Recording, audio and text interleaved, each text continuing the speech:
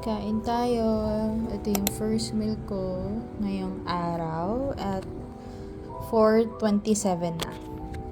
Ang ulam ko ay nilagang baboy. Tira namin to kahapon.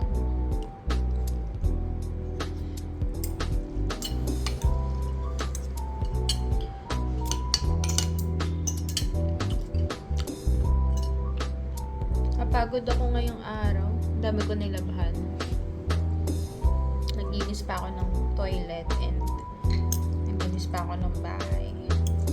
After kong kumain, pahinga lang ulit ako saglit and then magluluto naman ako ng ulam namin.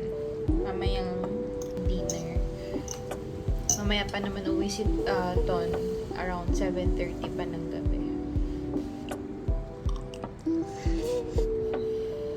May bago akong upload. Yun yung first vlog ko. Ngayon wala akong work.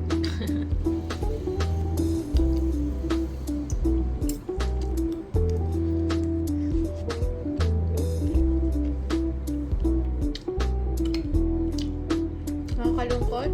Ako lang mag-isa.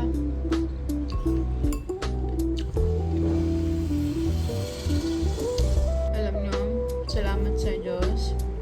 Kasi medyo tahimik na dito sa